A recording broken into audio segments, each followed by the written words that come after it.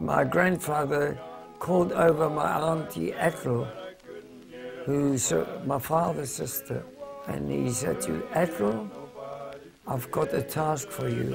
Couldn't hear nobody pray. Couldn't hear nobody pray. Couldn't hear nobody pray. I want you to go out of the ghetto, or at night was a curfew.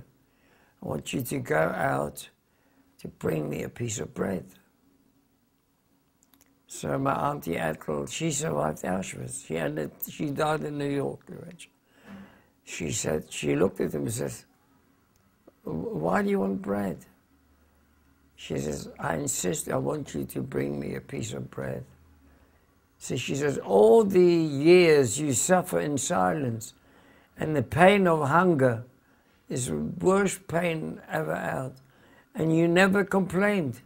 And all of a sudden you're sending me out into danger to bring a piece of bread. Why all of a sudden this change of man? He was a very religious man. He says, I tell you, my Ethel, I feel that the neshama, my soul, is leaving spiritually, is leaving the physical part of my body. And before my soul departs, I want to give the body a little bit of pleasure, last-minute pleasure. So go out and bring me a piece of bread. She said, if you ask me to bring diamonds, gold is easier. Bread, go out and bring me a piece of bread. So she was a young lady, she could speak Yiddish German.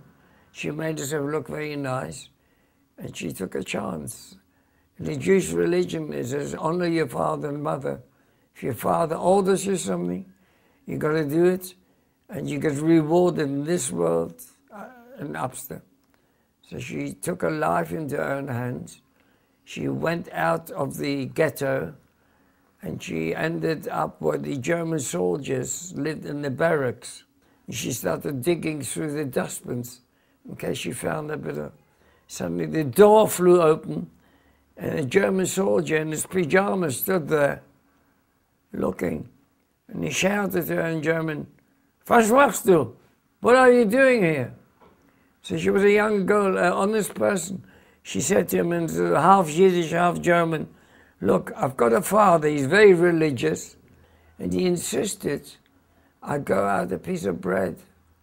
She said, in my religion, it says, honor your father and mother, and you'll have long life.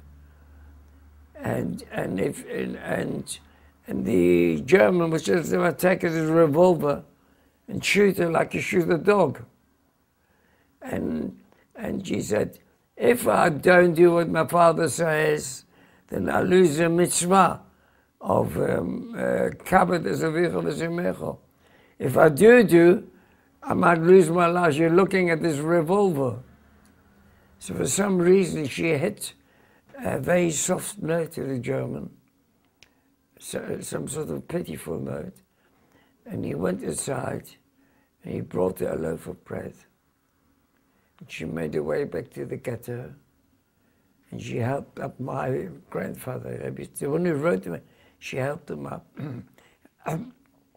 My auntie Ethel told me this. This is not just you read in a book. She helped him up. He took the loaf of bread. He said, Baruch Hashem hamotzi lechem min haaretz bebracha.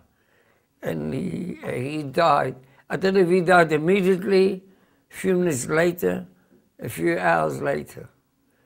And she survived Auschwitz, although she had a husband and children, which went to the gas chambers, but she herself somehow survived Auschwitz. And at the end of the war, she made her way to New York, married again, and had children. But she was never ever the same person. What really killed her was not Auschwitz. At the age of 70, she became a heavy smoker. That's what killed her. Her name is Ethel, Auntie Ethel.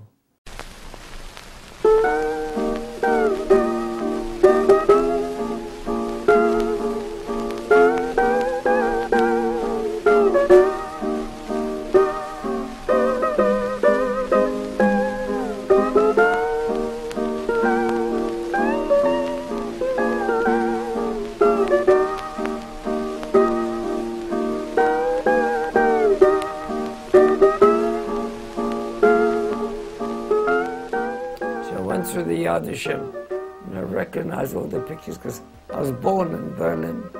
I saw Hitler and the Nazi Germany. And suddenly, I stopped in front of one picture. It's a photograph about this size. This photograph showed like this. A Jew wearing tefillin and a talis, and 3 German soldiers are standing behind him taking photographs to send to their families. Young Germans, you know, Nazis. So when I looked at this picture, I looked in this photograph, the eyes of this man and the eyes of this Jew. He didn't know whether he's going to die in a few minutes, in a few hours, or he's never going to die. But you could see in the eyes of the man, God has put him in such a situation. He's wearing tefillin and a talis, the Nazis taking pictures like you take a monkey in the zoo. So in these eyes, I read in these eyes, he had emunah, he had faith in God. All right, you might kill the body, but God wants there's a reason to it. So I made up my mind, not through religious reasons. I made up my mind, I wasn't religious then. I made up my mind, in case a Jew dies, I will continue his work. So straight after this, I took the last money I had in my pocket, and I went to Meir Sharim with $300, if I remember. And I bought myself a pair of tefillin. The tefillin I had from my bar mitzvah, I couldn't be bothered with it. I just chucked it away or lost it.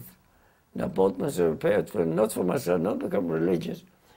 The Germans can kill the Jew, but there's another Jew replacing him. And from that day onwards, and I'm going to put on every morning tefillin. From that day onwards, I put on every morning tefillin, and slowly, maybe the holiness of them, I started drifting back into Jewish. And then I went back to the drawing board. I started studying Torah.